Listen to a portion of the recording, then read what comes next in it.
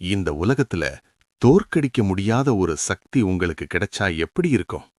நீங்க தொடுற காரியம் எல்லாம் வெற்றியாக மாறணுமா?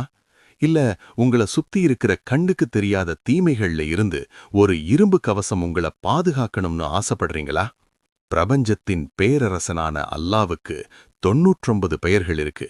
அதுல இப்ப நான் சொல்லப் போற இந்த 3 பெயர்களை மட்டும் குறிப்பிட்ட முறையில ஓதிட்டு வந்தா உங்க வாழ்க்கையில நீங்க கற்பனை செய்யாத அற்புதங்கள் நடக்கும். அந்த ரகசிய பெயர்கள் என்ன? எப்ப ஓதணும்? கடைசி வரைக்கும் பாருங்க.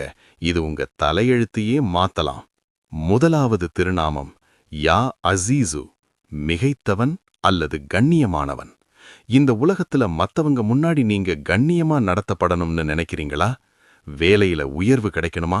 அப்போ ஒவ்வொரு சுபஹ் தொழுகைக்கு பிறகும் 41 முறை இந்த பெயரை ஓதிட்டு வாங்க. உங்களை யாராலும் சிறுமைப்படுத்த முடியாது. அல்லாஹ் உங்களை